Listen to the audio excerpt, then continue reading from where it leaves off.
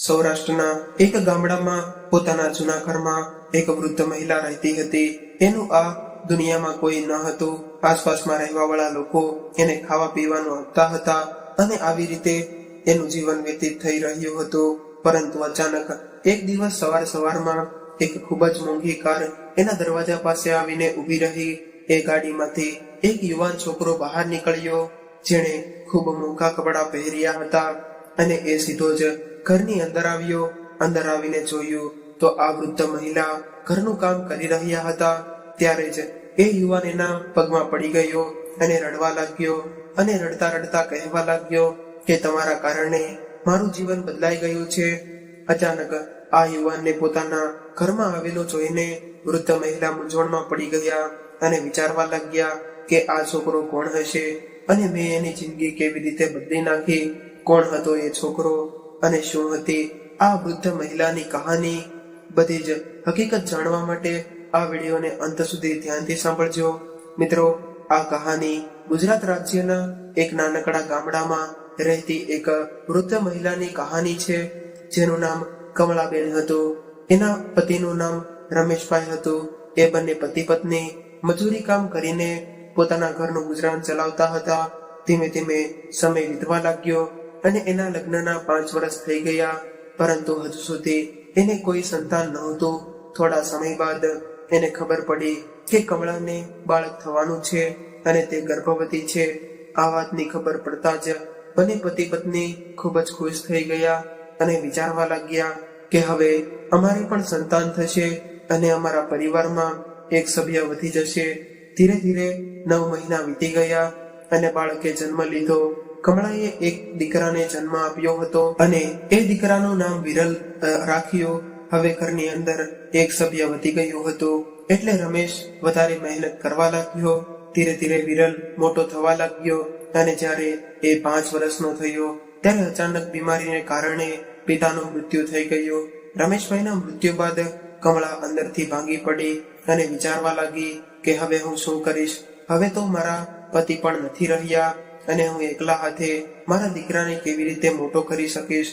ત્યારે એના પિયરવાળા કમળાને સમજાવવા લાગ્યા કે હજુ તો તારી નાની ઉંમર છે, એટલે આ બાળક અમને સોંપી દે, અમે એને સાચવી લઈશું અને તું બીજા લગ્ન કરીને તારું ઘર વસાવી લે. જિંદગી ખૂબ જ લાંબી છે અને આવી રીતે એકલા રહીને પસાર નહીં થઈ શકે. પિયરવાળાની આવી વાત સાંભળીને કમળાને ખૂબ જ દુઃખ લાગ્યું અને એ કહેવા લાગી કે મારો દીકરો મારા પતિની આખરી નિશાની છે, એટલે હું એને કોઈ બીજાના હાથમાં નહીં સોંપું. હું એના સહારે જ મારી જિંદગી વિતાવી લઈશ, પરંતુ હું બીજા લગ્ન નહીં કરું. ત્યારબાદ વિમળાએ મહેનત મજૂરી કરીને દીકરાને ઉછેરીને મોટો કરવાનું નક્કી કર્યું અને પોતે બીજાના ઘરોમાં કામ કરીને દીકરાનું ભરણ પોષણ કરવા લાગી. અને વિરલ મોટો થવા લાગ્યો, પરંતુ એ પોતાની માની એક પણ વાત સાંભળતો ન હતો. એની માં ગમે એ કહેતી, પરંતુ દીકરો તો એને મનમાં આવે એમ કરતો રહેતો. ધીરે ધીરે મનમાં આવે એમ કરતો રહેતો. ધીરે ધીરે વિરલ 15 વર્ષનો થઈ ગયો. હવે એ ભણવા અને પોતાની માને ઘરકામમાં મદદ કરવાને બદલે પોતાના મિત્રો સાથે રખડવા લાગ્યો. દીકરાને આવી રીતે રખડતો જોઈને કમળાબેન ઘણીવાર ગુસ્સો કરીને એવું કહેતા કે બેટા, આવી રીતે આખો દિવસ મિત્રો સાથે રહેવાનું, રખડતું ન રહેવાય. તારા પિતા પણ નથી અને તને આવી રીતે રખડતો જોઈને લોકો શું કહેશે?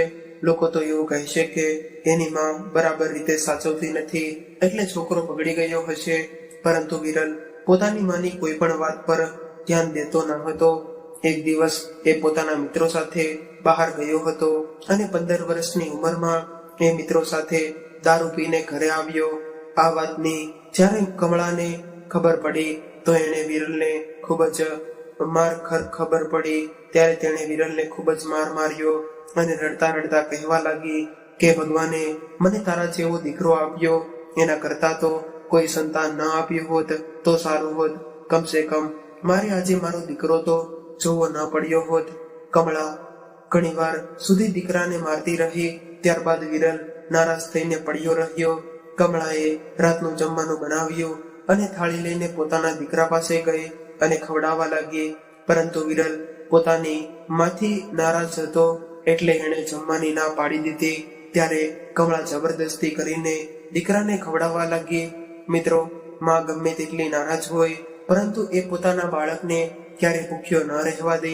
હવે વિરલે જમી લીધું, પરંતુ એના મનમાં હજુ પણ પોતાની માં પ્રત્યે ખૂબ જ વધારે ગુસ્સો હતો, કેમ કે એ 15 વર્ષનો છોકરો હતો અને એને એવું લાગતું હતું કે હું જે કરું છું એ બધું બરાબર કરું છું, બધું જ સમજતો હતો. પરંતુ એનામાં એટલી સમજણ ન હતી કે એની મમ્મી એની સાથે જે પણ કર્યું છે. રાત્રે વિરલ પોતાના ખાટલા પર સૂતા સૂતા વિચાર કરી રહ્યો હતો અને રાત્રે જ્યારે માં સૂઈ ગઈ તો એ ઊભો થઈને થેલો ભરવા લાગ્યો અને રાત્રિના અંધકારમાં ઘરેથી નીકળી ગયો અને ધીરે ધીરે ચાલતો ચાલતો મેઇન રોડ તરફ પહોંચી ગયો. ત્યારથી કોઈ વાહનમાં બેસીને શહેરમાં પહોંચી ગયો. હવે શહેરમાં તો પહોંચી ગયો, પરંતુ આટલી બધી ભીડભાડ એણે પહેલી વાર જોઈ હતી. આટલી ભીડભાડ જોઈને તેઓ આવતા જતા લોકો તરફ જોવા લાગ્યો. હવે વિરલને ભૂખ લાગી એટલે એક હોટલ તરફ ગયો. હોટલમાં ગયા બાદ એણે હોટલવાળા સાથે વાત કરી અને એવું કહ્યું કે મારું આ દુનિયામાં કોઈ નથી અને અત્યારે મને ભૂખ લાગી છે, એટલે મને કંઈક ખાવાનું આપો, એના બદલામાં હું તમારું કામ કરી દઈશ. એટલે હોટલ મેનેજરે પહેલા તો ના પાડી દીધી અને એવું કહ્યું કે મને બાળકોને કામ પર રાખવા ન રાખવા. પરંતુ વિરલ ખૂબ જ વિનંતી કરવા લાગ્યો અને કહેવા લાગ્યો કે મને ખૂબ જ ભૂખ લાગી છે, એટલે મને કંઈક ખાવાનું આપો. ત્યારે મેનેજર વિચારવા લાગ્યો કે ઠીક છે, આ છોકરો કંઈક ને કંઈક કામ તો કરી લેશે. ત્યારબાદ મેનેજરે એને ખાવા માટે થાળી આપી અને એવું કહ્યું કે આ હોટલમાં તારે વાસણ સાફ કરવા પડશે. એટલે ખાવાનું ખાધા બાદ વિરલ વાસણ સાફ કરવા લાગ્યો અને થોડી વાર બાદ મેનેજર પાસે જઈને કહેવા લાગ્યો કે સાહેબ, હું અહીંયા કોઈને ઓળખતો નથી અને હું મારા ગામડેથી કામ કરવા માટે આવ્યો છું, પરંતુ અહીંયા મારી પાસે રહેવા માટે કોઈ જગ્યા નથી અને ના તો પેટનો ખાડો પૂરવા માટે ભોજન છે. જો તમારી આજ્ઞા હોય તો હું આ હોટલમાં કામ કરી લઈશ અને રાત્રે અહીં જ સૂઈ જઈશ. એટલે મેનેજર વિચારવા લાગ્યો કે ફ્રીમાં વર્કર મળી રહ્યો છે અને એ પણ 24 કલાક માટે અહીંયા જ રહેશે અને અમારું કામ પણ કરશે. એટલે એ કહેવા લાગ્યો કે ઠીક છે, તું એવું કરી શકે છે, તને ખાવા માટે ખાવાનું મળશે અને રહેવા માટે હોટલ મળશે, પણ તારે સારી રીતે કામ કરવું પડશે. આવું કહીને એમણે વિરલને હોટલમાં રાખી લીધો. હવે વિરલ ત્યાં રહેવા લાગ્યો. હવે અને ખૂબ જ મહેનતથી કામ કરવા લાગ્યો. વિરલ ખૂબ સારી રીતે પોતાની જવાબદારી નિભાવતો હતો. મેનેજરે જ્યારે એને આવી રીતે ઈમાનદારીથી કામ કરતા જોયો તો એને ખૂબ જ સારું લાગ્યું અને વિચારવા લાગ્યા કે આ તો ખૂબ જ મહેનતુ છોકરો છે અને એના કારણે જ મેનેજર એની પાસે વધારે કામ કરાવી લેતા હતા, જેમ કે શાકભાજી સુધારવું અથવા તો બજારમાંથી કંઈક સામાન લઈ આવવો અને લોકોને ખાવાનું પીરસવું. આવી રીતે આખો દિવસ હોટલ પર કામ કરતો અને સાંજે એ જ હોટલમાં સૂઈ જતો. એના બદલામાં એને ખાવાનું અને સૂવાનું મળતું. આવી રીતે સમય પસાર થવા લાગ્યો અને સમયની સાથે ધીરે ધીરે વિરલ મોટો થવા લાગ્યો. હોટલ પર કામ કરતા કરતા એને 2 વર્ષ થઈ ગયા હતા અને હવે એની ઉંમર પણ 17 વર્ષની થઈ ગઈ હતી. ત્યારે એક દિવસ મેનેજરને કોઈ કામથી બહાર જવાનું થયું, એટલે એણે વિરલને કહ્યું કે બેટા, આજે તું હોટલનું સારી રીતે ધ્યાન રાખજે અને કોઈ પણ કસ્ટમર આવે તો એનું સારી રીતે સ્વાગત કરજે. એટલે વિરલે કહ્યું કે ઠીક છે સર, તમે કોઈ પણ પ્રકારની ચિંતા ન કરતા, હું બધું જ સંભાળી લઈશ. વિરલે હવે 2 વર્ષની અંદર હોટલના બધા જ કામ શીખી લીધા હતા. એને ખબર હતી કે ગ્રાહકોને કઈ રીતે હેન્ડલ કરવાના હોય છે અને કઈ રીતે એની સાથે વ્યવહાર કરવો જોઈએ. મેનેજર હવે 2 દિવસ માટે છુટ્ટી પર જતા રહ્યા અને 2 દિવસ સુધી વિરલ હોટલને સારી રીતે મેનેજ કરવા લાગ્યો અને ગ્રાહકને સારી રીતે સંતુષ્ટ કર્યા. હવે 2 દિવસ પછી જ્યારે મેનેજર પાછો આવ્યો તો એણે જોયું કે વિરલે હોટલને સારી રીતે મેનેજ કરી છે અને હોટલના વર્કરોને એવું જણાવ્યું કે વિરલે ખૂબ જ સારી રીતે કામ કર્યું છે અને એને કંઈ પણ પ્રોબ્લેમ નથી આવ્યો. આવી વાત સાંભળીને મેનેજર ખૂબ જ ખુશ થઈ ગયો અને વિચારવા લાગ્યો કે આ તો ખૂબ જ સારું કામ થયું છે. હવે આ ઘટના બાદ મેનેજર વારંવાર છુટ્ટી પર જતો રહેતો અને પાછળથી વિરલને આખી હોટલની દેખભાળ કરવી પડતી.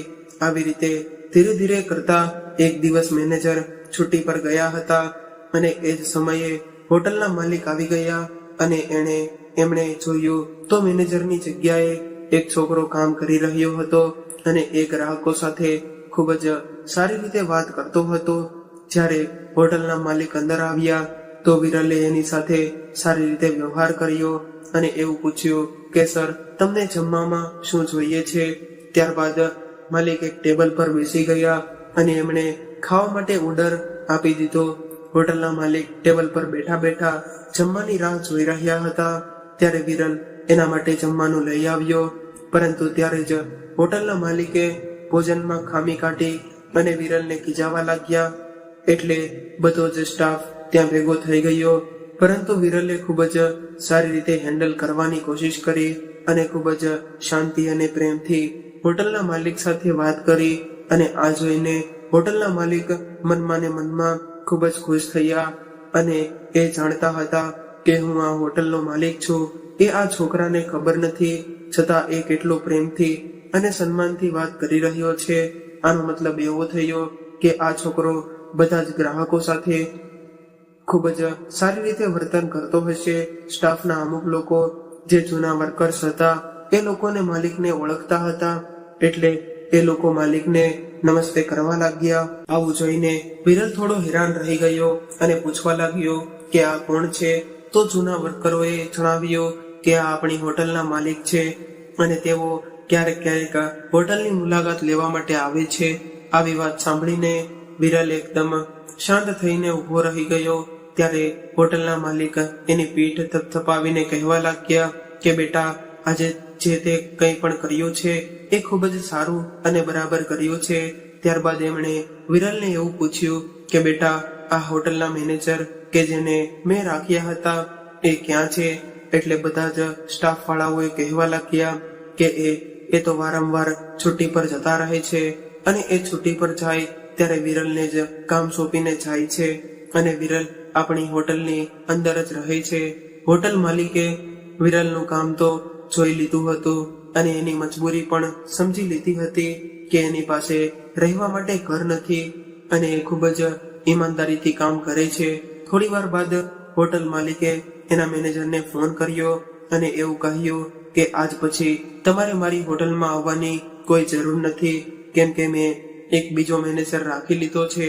ત્યારબાદ હોટલના માલિકે વિરલને હોટલમાં મેનેજર બનાવી દીધો અને એવું કહ્યું કે બેટા, તું ખૂબ મહેનતથી અને ઈમાનદારીથી કામ કરજે. આટલું કહીને માલિક ત્યાંથી નીકળી ગયા, કેમ કે એને બીજી પણ ઘણી બધી હોટલો હતી, પરંતુ બધી જ હોટલોમાં જે હોટલોનો મેનેજર વિરલ હતો એ હોટલ ખૂબ વધારે પ્રગતિ કરવા લાગી.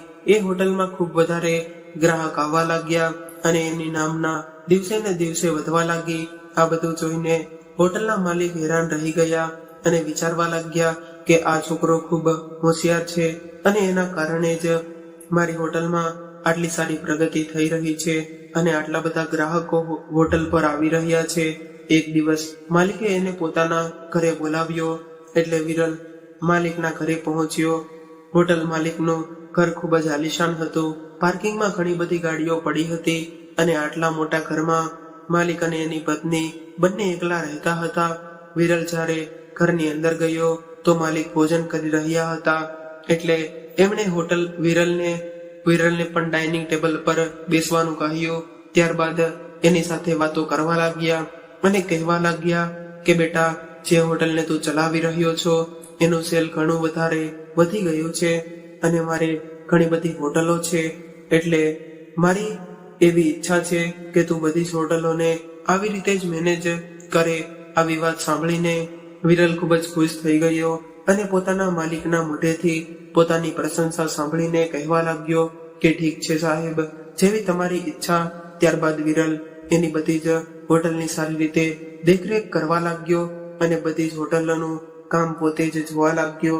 હવે હોટલની અંદર કોઈ નવો સ્ટાફ ભરતી કરવાનો હોય અથવા તો કોઈ પણ પ્રકારનું બીજું કામ હોય, એ બધા જ કામોની દેખરેખ વિરલ કરતો.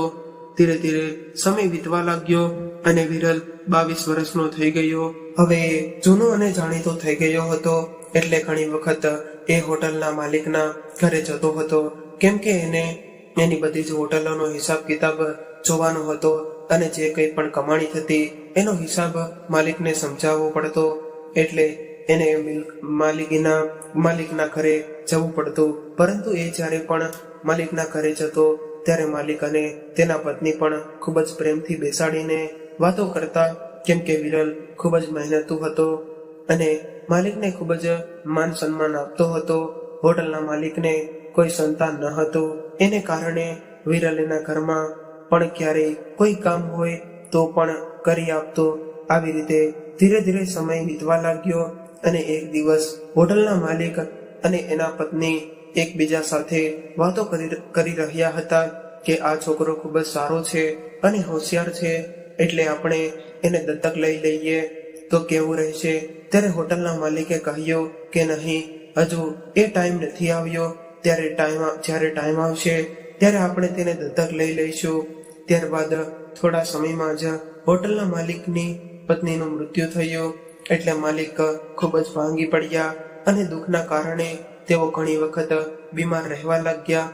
એટલે એમણે વિરલને કહ્યું કે બેટા, હવે તું હોટલમાં ન રહેતો, પરંતુ હવે તું મારા ઘર પર આવી જજે અને અહીંયા રહેજે, કેમ કે હું એકલો પડી ગયો છું અને મારે કોઈ સંતાન નથી, એટલે તું મારી પાસે રહીશ તો મને થોડું સારું લાગશે. માલિકની આવી વાત સાંભળીને વિરલ પણ એની વાતમાં સંમત થયો. ત્યાં જ એના ઘરમાં રહેવા લાગ્યો. સવારમાં એ પોતાના કામ પર જતો રહેતો અને આખો દિવસ હોટલને સારી રીતે સંભાળતો અને સાંજે પાછો માલિકની પાસે આવી જતો. પરંતુ હવે માલિકની તબિયત દિવસે ને દિવસે બગડવા લાગી હતી અને એનો બીમાર રહેવા લાગ્યા હતા, કેમ કે એની પત્નીના મૃત્યુ બાદ એને ખૂબ જ આઘાત લાગ્યો હતો, જેને કારણે તેઓ ભાંગી પડ્યા હતા. પરંતુ વિરલને એનું ખૂબ જ સારી રીતે ધ્યાન રાખતો હતો.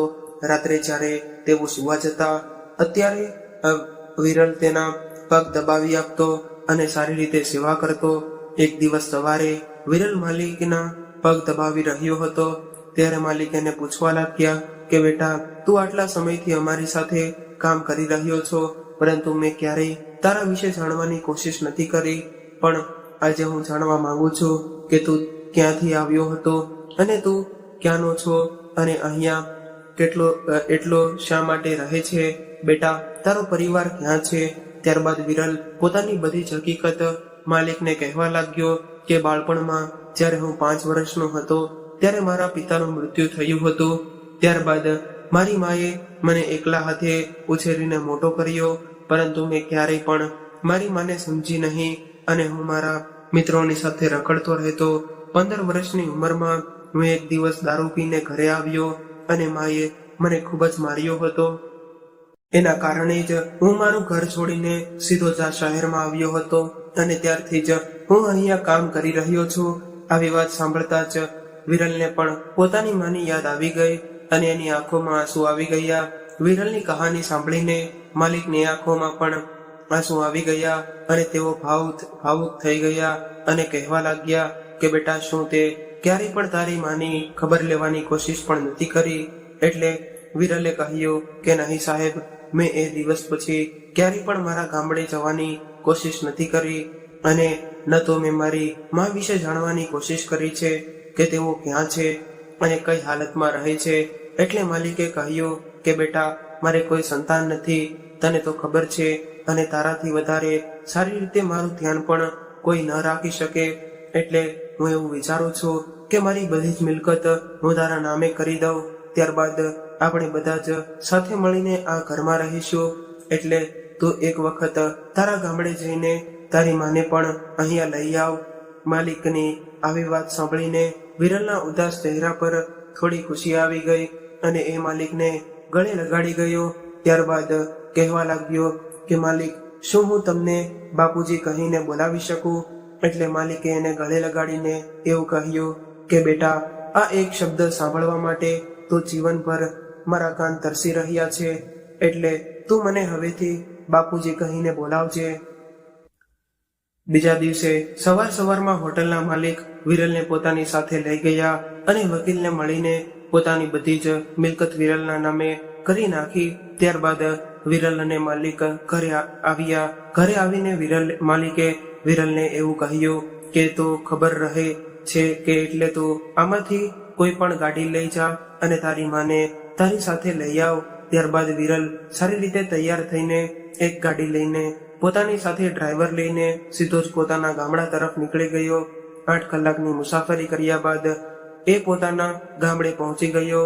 ત્યાં જઈને જેવો જ તે પોતાના ઘરની સામે ઊભો રહ્યો તો એને બાળપણની બધી યાદો ચિત્રોની જેમ સામે આવી રહી ગઈ કે કેવી રીતે તે આ ઘરના આંગણામાં દોડી દોડી કરતો હતો અને એની માં એને ક્યારેક મારતી રહેતી તો ક્યારેક પ્રેમ કરતી. અને આ બધી વાતો વિચાર્યા બાદ તેની આંખોમાંથી આંસુ નીકળવા લાગ્યા. અને જેવો જ તે ગાડીમાંથી બહાર નીકળ્યો તો ગામના લોકો જોવા લાગ્યા કે આટલી મોટી ગાડીમાં કોણ આવ્યું છે. ત્યારબાદ વિરલ સીધો જ પોતાના ઘરે પહોંચી ગયો અને ઘરની હાલત જોઈ તો ખૂબ તૂટેલી ફૂટેલી હતી. નાનકડો એવી એક રૂમ હતો અને એ રૂમની દિવાલોની ઘણી બધી ઈંટો પણ બહાર નીકળી ગઈ હતી. ઘર ખૂબ જ દયનીય સ્થિતિમાં હતું. વિરલે અંદર જઈને જોયું તો એની માં કમળાબેન કંઈક કામ કરી રહ્યા હતા અને જોઈને એકદમ પોતાની માના પગમાં પડી ગયો અને કહેવા લાગ્યો કે જો તમે મારી સાથે એવું ન કર્યું હોત તો આજે હું આ જગ્યા પર ન હોત. વિરલને આવી રીતે પોતાના પગમાં પડેલો જોઈને કમળાબેન એકદમ ચોંકી ગયા કે આ કોણ છે અને આટલા સારા કપડાં પહેરેલા છે છતાં પણ મારા પગે કેમ પડકી રહ્યો છે. કેમ કે કમળાબેન આજ સુધી બીજા લોકોની દયા પર જીવી રહ્યા હતા. આડોશ પાડોશમાં રહેવા વાળા લોકો ખાવાનું આપી જતા અને એ જ ભોજન ખાઈને કમળાબેન પોતાનું ગુજરાન ચલાવતા હતા.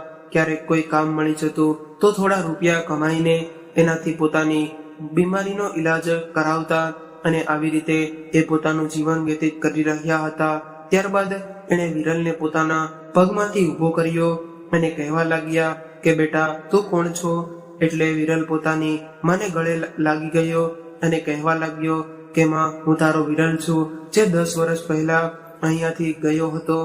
એ જેવું જ કમળાબેને વિરલને નામ સાંભળ્યો તો એ હેરાન રહી ગયા કેમ કે જ્યારે વિરલ ઘરેથી નીકળી ગયો હતો ત્યારબાદ એની માએ એને શોધવાની ખૂબ કોશિશ કરી હતી પરંતુ 3-4 વર્ષ સુધી જ્યારે એ વિરલને શોધી ન શકી એટલે થાકી હારીને એણે પોતાના દીકરાને શોધવાનું બંધ કરી દીધું હતું અને એવું સમજી લીધું હતું કે મારો દીકરો મરી ગયો હશે અથવા તો હવે એ મારા જીવનમાં ફરીવાર ક્યારે પાછો નહીં આવે.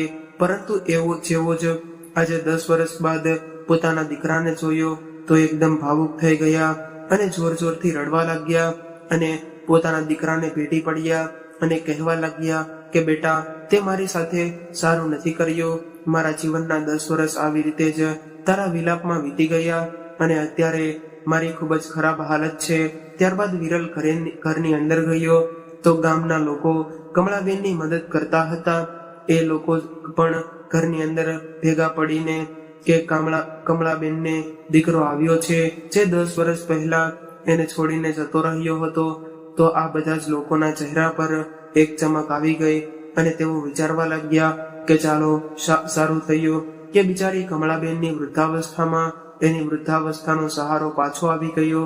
ત્યારબાદ પોતાની આંખોના આંસુ લૂછીને કમળાબેન પોતાના દીકરાને પૂછવા લાગ્યા કે બેટા તું ક્યાં જતો રહ્યો હતો અને આજે તું આટલો મોટો માણસ કેવી રીતે બની ગયો. એટલે વિરલે પોતાની બધી જ કહાની માને અને ગામના લોકોને સંભળાવી દીધી. વિરલની કહાની સાંભળીને ગામના લોકોની આંખોમાં પણ આંસુ આવી ગયા અને માં વિચારવા લાગી કે મારા દીકરાને કેવા કેવા દિવસો જોવા પડ્યા હતા અને એ બધી જ મુશ્કેલીઓમાંથી પસાર થઈને મારો દીકરો આજે કેટલો મોટો માણસ બની ગયો છે. ત્યારબાદ વિરલે કહ્યું કે માં મારી સાથે ચાલો, હું તમને મારી સાથે લઈ જવા આવ્યો છું. એટલે માએ કહ્યું કે બેટા હવે આ વૃદ્ધાવસ્થામાં હું ક્યાં આવીશ એટલે મને અહીંયા જ રહેવા દે. કેમ કે જ્યારે તું નહોતો અને મારી હાલત ખરાબ હતી તો આ ગામડાના લોકોએ જ મને સહારો આપ્યો હતો અને હું એવું નથી ઈચ્છતી કે આ લોકોને મૂકીને અહીંથી જતી રહું. એટલે વિરલ જીદ કરવા લાગ્યો કે માં મારે મારા માલિક સાથે તમારી મુલાકાત કરાવવી છે અને મારા માલિક પણ તમને મળવા માંગે છે. એમણે તો મને એવું કહ્યું છે કે તું તારી માને તારી સાથે લઈને આવજે. ત્યારબાદ વિરલની માં એની સાથે જવા માટે તૈયાર થઈ ગઈ અને બધા જ ગામના લોકોએ કમળાબેનને વિદાય આપી. ત્યારબાદ દીકરાની સાથે કારમાં બેસીને કમળાબેન નીકળી ગયા. વિરલ પોતાની માને લઈને પોતાના માલિક પાસે પહોંચી ગયો અને જ્યારે વિરલ નો માલિક એને મળ્યો, એની માને મળ્યો તો એને પગે લાગીને કહેવા લાગ્યો કે તમે તમારા દીકરાને ખૂબ જ સારા સંસ્કાર આપ્યા છે. આવું સાંભળીને વિરલની માની આંખોમાં હરખના આંસુ આવી ગયા. ત્યારબાદ વિરલની માં અને એના માલિક તેમજ વિરલ બધા જ ખૂબ જ સુખી શાંતિથી રહેવા લાગ્યા. હવે કમળાબેન ક્યારેક ક્યારેક ગામડે જતા રહેતા, પરંતુ સારી રીતે કારમાં બેસીને અને સારા એવા કપડાં પહેરીને જતા હતા. તો મિત્રો, આ વાર્તા એક એવા દીકરાની છે જેને ખરાબ રસ્તે જવાથી રોકવા માટે એની માએ એને ખૂબ જ માર માર્યો હતો. એને કારણે જ દીકરો ઘર મૂકીને ભાગી ગયો હતો અને એ ખબ સારો માણસ પોતાના ગામડે પાછો આવ્યો હતો. કદાચ બાળપણમાં એની સાથે આવું ન થયું હોત તો આજે એક દારૂડિયો અથવા તો ખરાબ વ્યક્તિ બની ગયો હોત. પરંતુ માની શિક્ષાને કારણે આજે વિરલ એક સારો માણસ બની ગયો હતો. મિત્રો, માતા પિતા ક્યારે પણ આપણને ખીજાતા હોય અથવા તો માર મારે છે તો એ આપણા સારા માટે જ હોય છે. એટલે એના મારને પણ તેનો પ્રેમ સમજીને હંમેશા માટે એની વાત માનવી જોઈએ, જેથી કરીને આપણે આપણા જીવનમાં આગળ વધી શકીએ. તો મિત્રો, આજની કહાની તમને કેવી લાગી કોમેન્ટમાં જરૂરથી જણાવજો અને પસંદ આવી હોય તો વિડીયોને લાઈક, શેર અને નવા હોય તો ચેનલને જરૂરથી સબસ્ક્રાઇબ કરજો.